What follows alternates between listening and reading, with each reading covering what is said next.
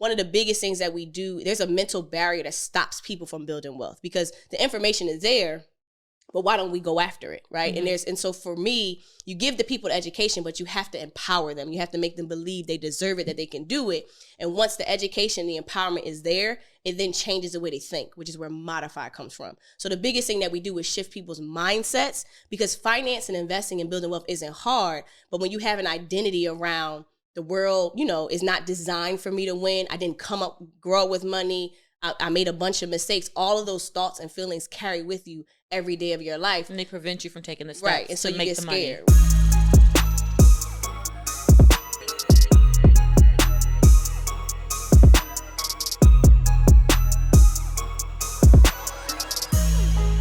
What's up, you guys? Welcome back to the More Rounds podcast. And I'm Kim Lewis, CEO and co-founder of Chromix. And today we are here with the Ashley Fox, y'all, the money girl, okay? Before we get started, we got to do our cheers first, and we're going to get to her story. All right. Ashley, tell me about yourself. Tell me about Amplify. Tell me about your story. How'd you get started? And ultimately, how'd you fund your business? Okay, so I am from Philly, and I always liked math. So I wanted to major in finance. I went to the best HBCU in the world, Howard University, and I majored in finance. And so when I was at Howard, I knew I wanted to work on Wall Street. So I actually never wanted to be an entrepreneur. Back then, entrepreneur wasn't even the sexy thing to do. And I knew I wanted to be on Wall Street. I wanted to have one of the highest paying jobs out of school. So at Howard, I had 4 internships, and 3 of them I worked at Wall Street banks. So I made like my first $10,000 in the summertime, and I said, I need that job. So wait, you made $10,000 that summer? Yeah. Yeah. Okay. How did you get these jobs on Wall Street? Well, I think at Howard, one, their school of business prepares you for just to be on Wall Street and be in corporate America. So I was taught how to eat, how to play golf, how to do my resume. How do you eat? Just how the forks are set up. Okay. And like just knowing how a table setting is if you're in a corporate setting. Okay. And just those little things that have the proper etiquette. Okay. So, and also a lot of the Wall Street banks, pretty much all of them recruit at Howard. So I got a lot of exposure to different companies, their internship opportunities. And so because I knew how to interview, I would do like 50 interviews like every single semester just so I can get the internship. So I worked really, really hard at Howard because I knew that they were coming to get Black students. They were coming to Howard and I had to be the best. So at Howard, I was really like focused. And so I had 4 internships every single year. How many credits were you taking?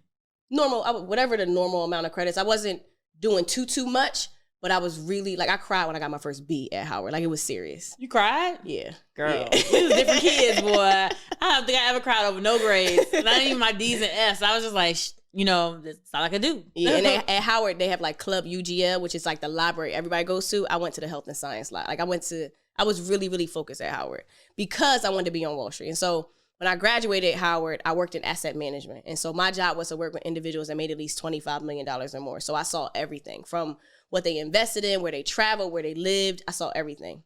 And I would say about maybe 8 months in, I didn't want the job anymore. And I think I'm the type, now that I'm older, I learned that like I have to go after that big old thing, do everything in my power to get it. And once I have it, I don't want it anymore.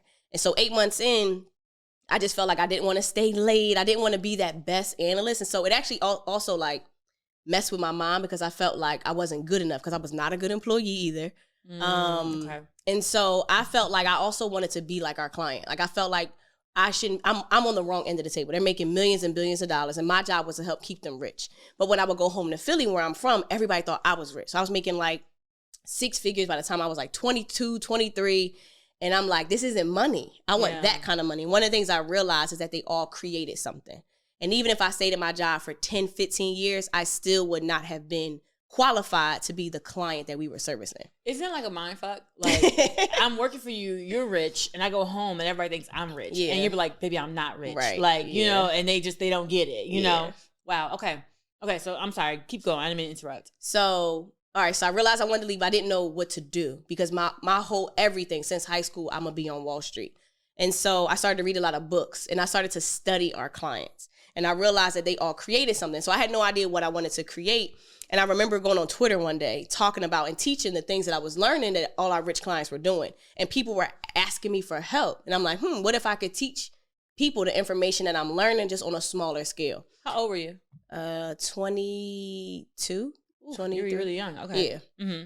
So I started, I literally did everything our clients would do. I traveled to the south of France because that's where all our rich clients would go for the summer. Like like I wanted to be like our clients. So I felt like while they started with 100 million, I would start investing with $100. And so for me, I feel like success leaves clues. You just have to follow the blueprint. I was around rich people all day, so I just followed their blueprint. So it came time for me to choose if I wanted to stay at the company or go somewhere else. And I realized that I was here for something bigger.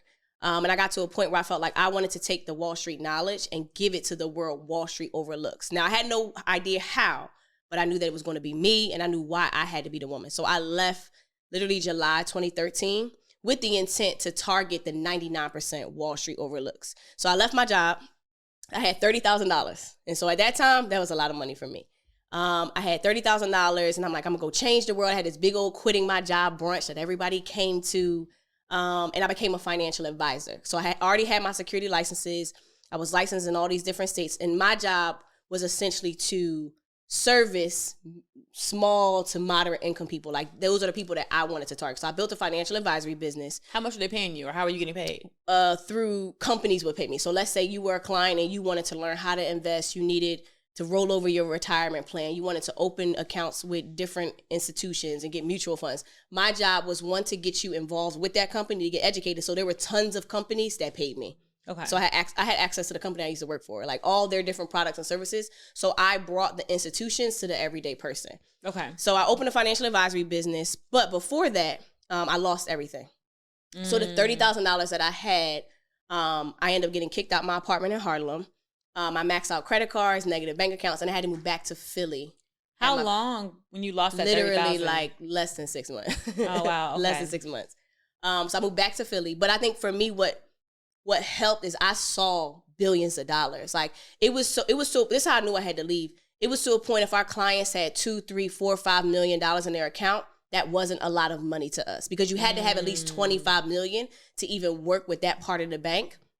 And so I'm working with millionaires and billionaires. Like I'm in their bank accounts. I'm seeing what their kids are doing with their money. So it got to a space where like a couple of $1 million, 5 million here wasn't a lot of money. So my perception of what true wealth looks like is what I saw every day.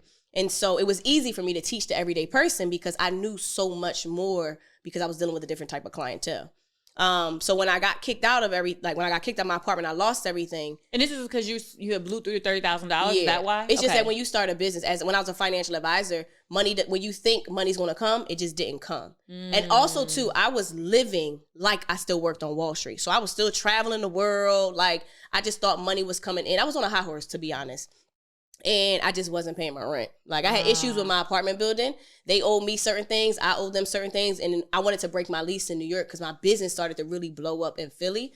And they said, okay, well, you owe us a bunch of back rent. So nonetheless, my mom ended up bailing me out because I literally was the day before I was about to get like evicted, meaning it was going to go on my credit report.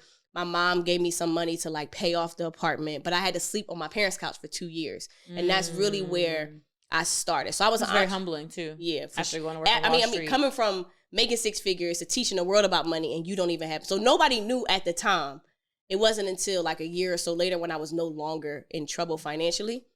But that was my first experience as an entrepreneur running my financial advisory business. And so I knew what Amplify felt like. And so literally maybe 3 months after I left Wall Street, I was like, okay, I'm going to create something for the world, but I don't know what it is. It's like, okay, I know what I want it to feel like. Yeah. So I listed out all these words and I put it into this website. To this day, I don't even know what the website is, but it made the word Amplify.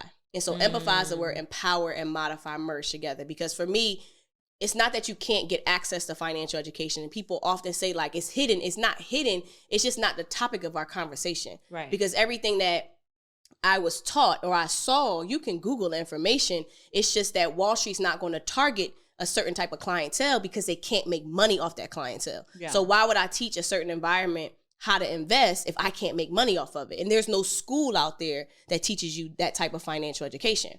And so for me, it was like, okay, I don't know what this is. I called it, but I know what it feels like. And so I couldn't think of a word, so I made it up. And so for me, one of the biggest things that we do, there's a mental barrier that stops people from building wealth because the information is there, but why don't we go after it, right? And so for me, you give the people the education, but you have to empower them. You have to make them believe they deserve it, that they can do it. And once the education, the empowerment is there, it then changes the way they think, which is where Modify comes from. So the biggest thing that we do is shift people's mindsets, because finance and investing and building wealth isn't hard. But when you have an identity around the world, is not designed for me to win. I didn't grow up with money. I made a bunch of mistakes. All of those thoughts and feelings carry with you every day of your life. And they prevent you from taking the steps. Right. And so you get scared. Money. Right. Yeah, so exactly.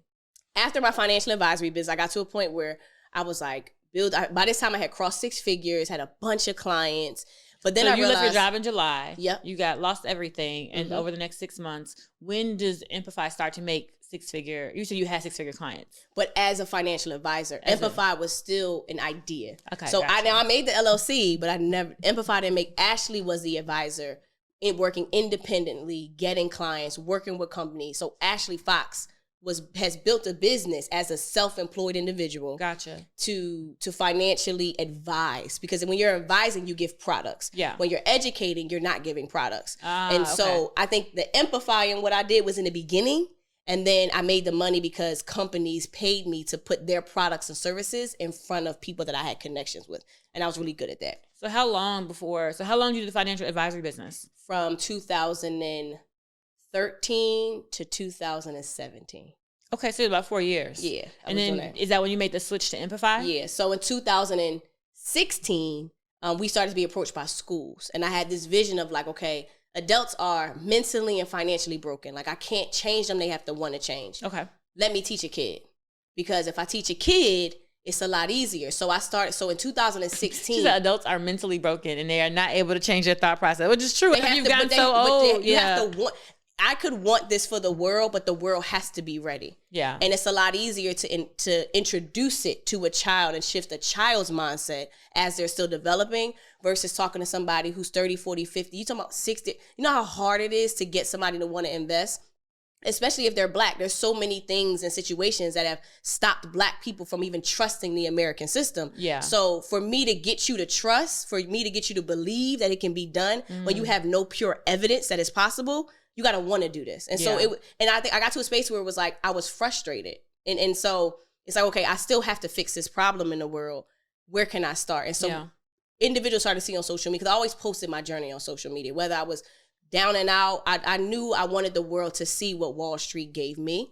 And so in 2016, my revenue dropped as a financial advisor because I was going into school systems, but I was teaching for free because I wanted to learn how to build a curriculum, build a program that could financially educate middle school and high school students. Okay. So in 2016, half my time was spent going into schools building a program. Okay. It wasn't until 2017 that Empify generated its first stream of revenue as an entity, because we got a contract with a school district in Philadelphia, and our program was in 20 different schools across the city. Oh, wow. So everything kind of went. For what grade level was this? Middle school and high school. Okay. So by this time, I think maybe by 2018, we were in like 50 different schools. We were in prison systems. How old were you?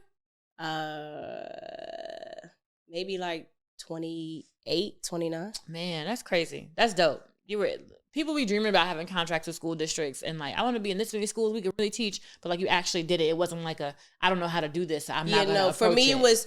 For me it was I didn't know how, but I knew it wasn't first. Well, for one, I never started Empify for money. Wall Street I did, which is why I think it didn't last. I wanted Wall Street for the prestige, for the money, for the perception. This was pre-therapy actually too. So I needed external things to validate who I was. Mm-hmm. But interestingly enough, I actually always wanted to be a teacher. But teachers didn't, in my mind, as a kid, didn't make money. Yeah. And so let me get one of the highest paying jobs out of school. So that's why I worked on Wall Street. It's literally Wall Street or being an engineer, or I would have had to go to school longer. How did you get that first school? You said the school came to you initially. Yeah. So because I was posting on social media, people were asking me to come to different schools. So I had a friend who went to high school with me, introduced me to a principal of a school. And so I sat with her and kind of told her what I wanted to do. She was like, "What, do you want to try this out on our kids?" And I was like, yeah. And so I used to sit in schools, in classes. I started to understand the Common Core curriculum, because one of the things people have to understand, just in any business, you may have this dream for the world, but that's what you want. Yeah. What do they want? So when I built our programs, you have different stakeholders. What does the school want? The school doesn't care about financial education. They care about the test scores.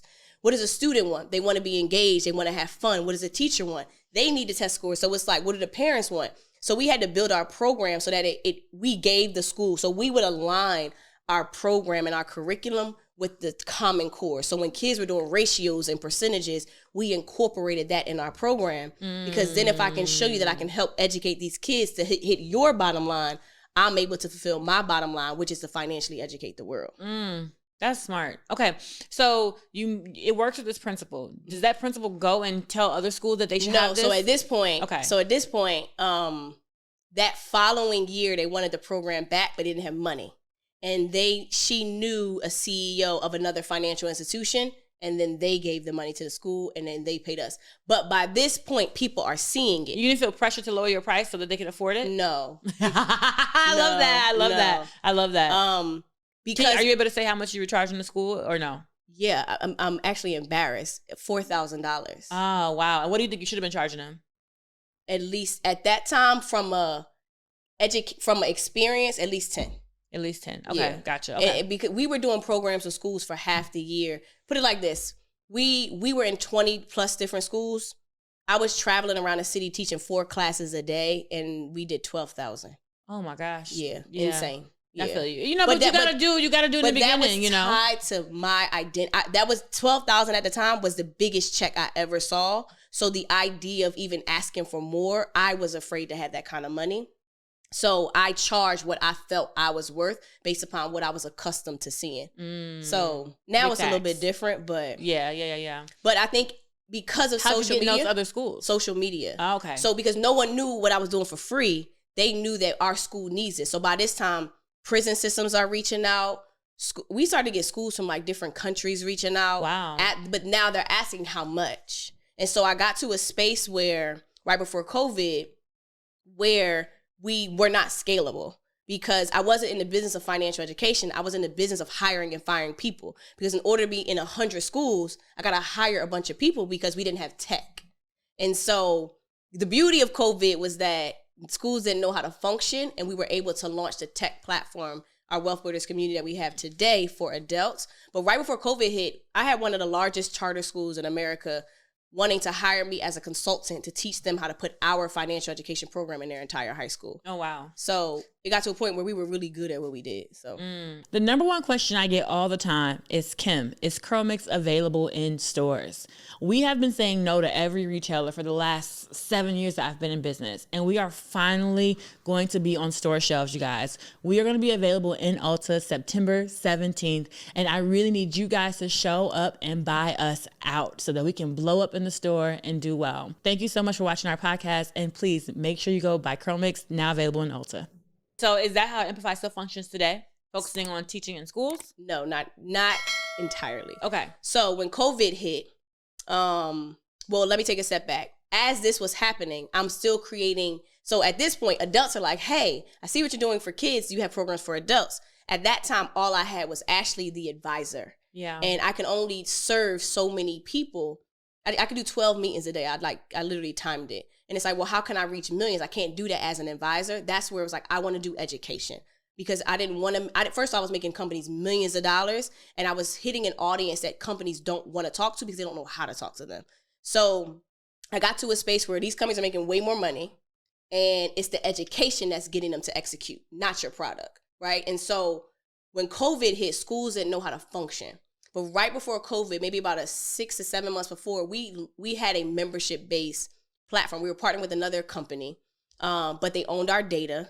We didn't, the financials and how they paid us out had to be incorrect. It just was a lot because we didn't have any control. We didn't get the emails. We didn't get anything. And this was a system to virtually educate people. So imagine a Twitter timeline. Yeah. You join a Twitter timeline. We talk about finance all day and we do a class a week. But that's all we had. But people, that was the only way I could service adults because we weren't implementing programs in companies, right? Okay. Mm-hmm. So we had this membership base. We charged $8 a month.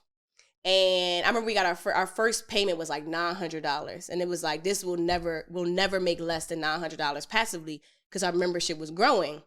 But I didn't own the data. And I'm also smart enough to know that I need to own my data because I'm bringing in an audience that this platform doesn't have, right? Yeah. So when COVID hit, the world didn't know how to function. So all of our revenue at this point, we've crossed 6 figures, is coming from B2B. And I knew I had to figure out how can we massively scale in the most effective way, because I can't teach in classes all the time. Mm-hmm. And I got to learn how to hire and fire people and things like that. So when COVID hit, schools didn't know how to function. But we got approached by a tech company, interesting, a company that was like, hey, we want to bring your members on our technology. So in my mind, yes, because they let us own our data, right? So we would be paying them, we would be splitting revenue based upon a subscription. So I told all of our members, yes, we're moving and we're going to go to another platform. But that company was too much of a startup. They kept missing deadlines. They weren't effective. The technology, it just was a lot. And so I had already told like 900 people we were moving. At that point, I'm like panicking because I have nowhere to go. And I told all these, and I'm very firm in telling our members, if I say we're going to do something, we're going to do it. So at this point, I'm crying. This is what, 2020. Okay. Yeah, 2020. I'm the top of 2020. I'm crying. And because at this point, in order for us to get technology, I don't know how much it costs. And the only way we made money was through B2B. B2B is out because it's COVID. So I had to. So you only make money from the schools. Schools, correct. Gotcha. And so you have this community, but you're not charging them for this access. We're charging them $8 a month. So we can get a $30,000-$40,000 contract with a school that could pay our bills. And making like $10,000 from this platform. It's not a lot. Gotcha. Not even $10,000. Had you ever considered? Oh, okay. Not even $10,000. Okay. So less than that. Okay. Yeah. Somewhere between 5. I would say maybe 3 to 5, depending on. But gotcha. Again, we're giving up a large percentage of our revenue. And you never considered like raising money for like to go and hire teachers? I didn't even know what that was. Okay, that's fair. I didn't know what that was in my first business. I think, and it's interesting now that I'm older and more seasoned, I get why people raise capital, but that was never an option for me. Like I sold all my stocks.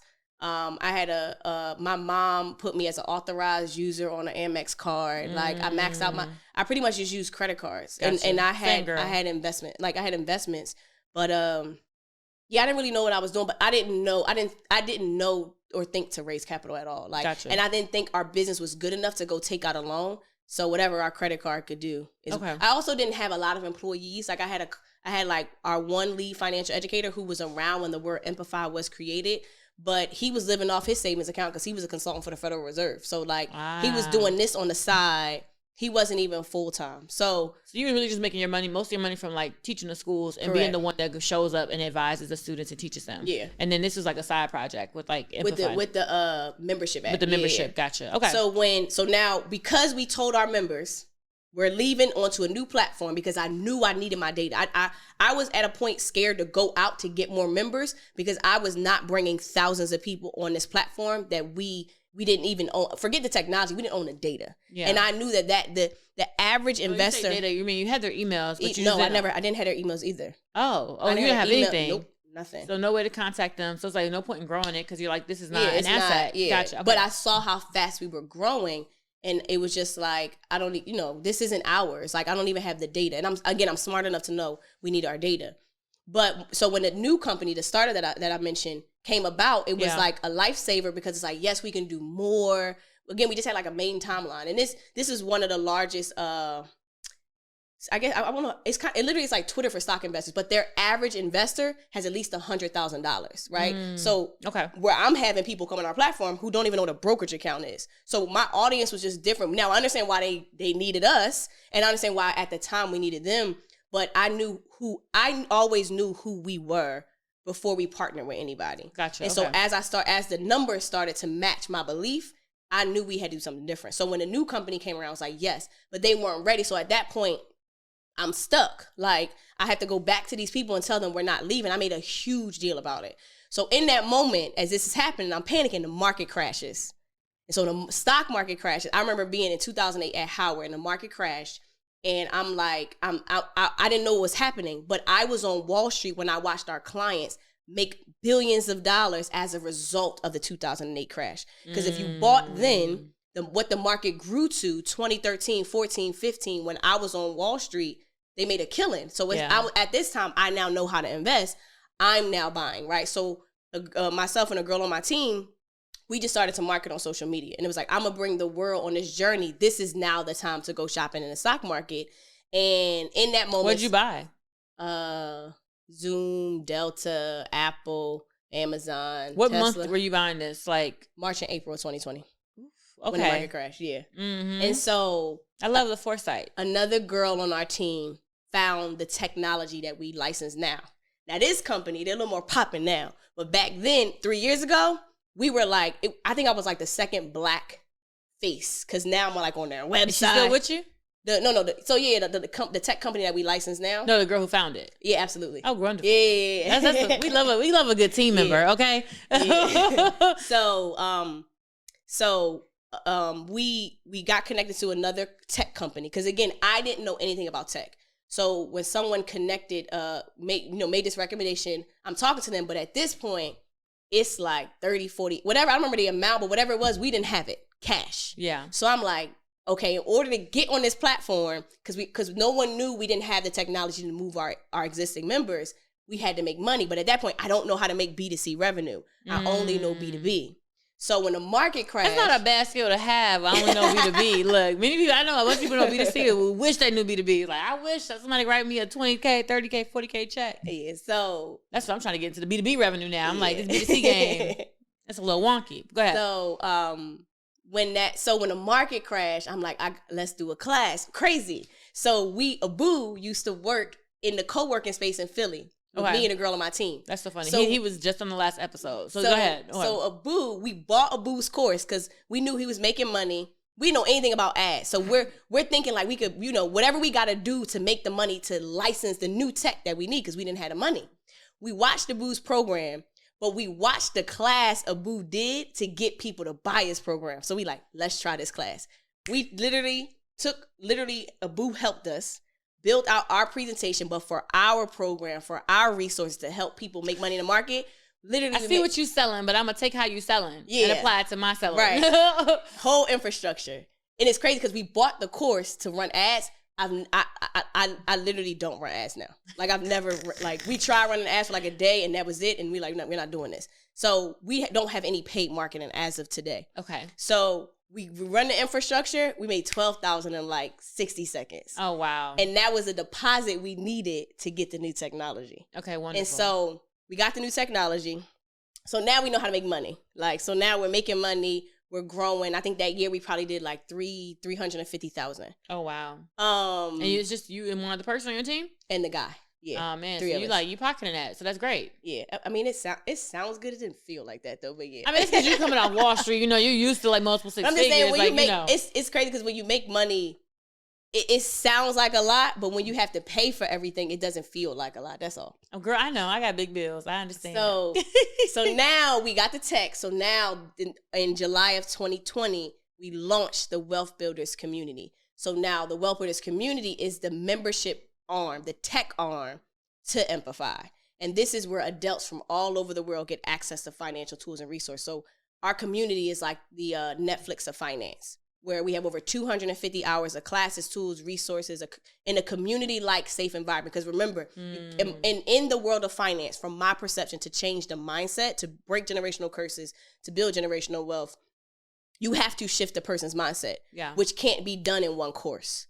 We have to literally every day talk about this, embed this, create infrastructure, events, systems to get people to really know and believe to make this a way of life. Because our clients on Wall Street, this is what they do. Yeah. Investing was not an option. Yeah. This is who they were. And they, because that's how they were, that's how their kids were trained. If we don't come from money, our perception of it is essentially we don't have enough of it. When it's like you have to change that mindset in order to obtain it. So we built the community as a space to shift mindsets, but to give people readily access to financial tools and resources that cover from investing to building wealth for your children, life insurance, estate planning, money management, debt, all types of resources in a culturally relevant and easy to understand way. But the biggest thing that where we are now is being intentional about the data. And so back then data was demographics, right? Which is we have that information. But what we're creating now is you can go on the internet because now investing is trendy, which I think is... And how many people do you have on your platform right now? Over 2,000. Oh, wow. That's awesome. Are you still doing the schools? Only one-off, not like 10-week, 20-week, 40-week programs, not yet. Because the next step to Amplify, one of the things that we're doing now is building the infrastructure because we're literally building the Harvard of financial education. because you can go on the internet. Investing is trendy right now, which is a phenomenal thing. Because back in 2013, when I had a brokerage account, nobody was talking about it. Like, you have tons of apps and things out there that make it readily accessible, which is a great thing.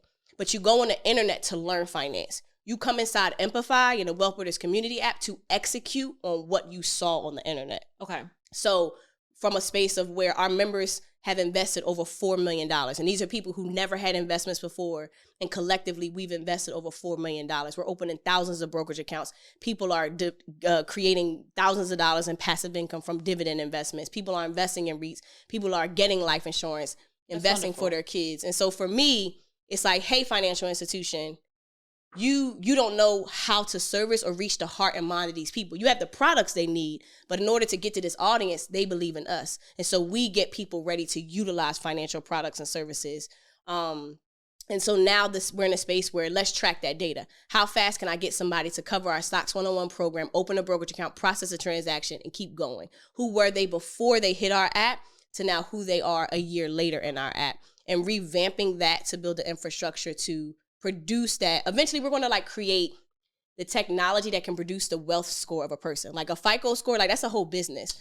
Makes you qualify for debt. What makes you qualify for life insurance? What makes you qualify to invest for your children? What makes you ready to get a will, a trust, and estate? And essentially, it's like I'm building I used to work at JP Morgan, like the JP Morgan for the everyday person. Okay. So. Wonderful. Okay. I actually have a question. Mm-hmm. What's an unpopular opinion you have about finding funding for your business, entrepreneurship in general? What's something that you believe that most people disagree with? That most people disagree with? I don't know. I think we live in a day and age. A myth. And this is how it's presented and marketed. Even funding is sexy. This person raised millions of dollars. It's like your mind naturally associates millions of dollars being raised to millions of dollars generated in revenue. Yeah. Because now that I have advisors, we've been approached by investors, and I used to also work with a small private equity company that helped athletes invest in startup businesses. Yeah. So I was sitting Harvard angel investor meetings, watching them. I think Shark Tank is a phenomenal show. Mm-hmm. It's a little bit glorified. Yeah. I was in the room watching and understanding why they would invest in businesses and not invest in businesses. And so I think it's perceived as something that's sexy. Yeah. I think we're now in a space where I understand why people raise capital, but I also started my company from a heart-centered place. Our bottom line grew because my heart got bigger. Yeah. I didn't do this to make money. I found a way to do something for the world that ended up making money. And so for me, sometimes I feel like this might be my own perception and my own fears, bringing in somebody on our cap table has to understand that. Yeah. And so, and again, I understand you have to produce a return, but the pressure of having to produce a return when my biggest thing is I need to change a person's life. I care more about the results that our members produce. I don't like people buying and coming into our app and then quitting on me. Because if you look at it like we used to have an employee who worked at Harvard. She's like, this reminds me of Harvard. What people think makes Harvard isn't true. It's not that Harvard recruits the best students. It's that Harvard makes sure that every single student finishes. So if somebody passes away in your family, Harvard helps give you therapists. They do everything in their power to make sure you see it through, because what good is Harvard if they have a 60% graduation rate? And so for me, if you come into our platform and we are the Harvard of financial education, and 60% of my students finish, you wouldn't send your kids to a school if 60% of the class is graduating and not going to college, or they're not graduating to go to high school. Someone just said in a previous episode that the schools need you to finish so you become an alumni and donate to the school. Yeah. I ain't know. Right. I didn't think about that. But if you think about it impacts their bottom line. Yeah. So they're going to do everything that they can for you to support you through that. Yeah. That matters to me than somebody signing up to come to my school. I got you. So is there anything you want to leave the people with? A final message, a thought, a CTA, whatever you feeling, I would say, I think one of the things you see on the internet, you see the sexy things that entrepreneurs get or have in the results of it. And I think building a business, you got to really love what you do. Yeah. Because you get to a space where you're in too deep, you can't go back and you know too much to start over. But it has to matter to you. Like right now, if you were to give me $100 million and say walk away, I wouldn't. Because there was never a plan B. This was my life purpose. And I would challenge everybody, even if it takes years to figure out, go deep on the inside to find out what are you willing to sacrifice and do everything for to be able to build that business. Because if you don't have it, entrepreneurship is not for everybody. Yeah. And having a desire, hey, I got an idea, let me go raise money. Hey, I got an idea, I want to start a business that looks really great. For me, again, there's no plan B. And it's like really putting your heart in it to know that you're willing to do whatever it takes, funding or not. Because again, I have friends now that have raised capital. That's the only reason I'm aware of what it even means to raise capital. And investors started to reach out to us. And so I think I would rather have the conversations and dig deep into the people who have raised capital, who are building business. Tell me the things that the internet won't show me. Yeah. Because I too feel like, oh my gosh, I got to raise capital. And it's just like, is that really something you want to do? But I understand the struggle of having to thug it out and bootstrap a business as well. Both are commendable. Yeah. So I think it's understanding, talking to the people behind the internet and understanding what it feels like, what you're willing to go through, what you're willing to do, what you cannot do with both perspectives. Because I've never raised capital. I question it every day. And I know I could easily raise millions of dollars. Like, we're a profitable business. That's awesome. But it's understanding, am I willing to take a step back from my business to go do that, to bring people on my cap table to trust that they are aligned with the core of who we are and what we do. And I think I want to evolve in that area. And I think everybody should, before they go out and either start a business or go out and raise capital for their business. No, I would 1000% agree. I think your head is perfect. I think, and honestly, the best way to raise capital is to build a profitable business and then have the people come to you. And then you'd be able to say, yeah, no, you could be picky. And when you can be picky, that's when you find investors who are aligned. Ashley, thank you so much for coming on the podcast. You've been incredible. And I hope I know people have learned something from watching your episode, and definitely go sign up, you guys. Y'all all need this financial education, even me. Thank you guys so much for tuning into the More Rounds podcast. I'll see you guys in the next episode.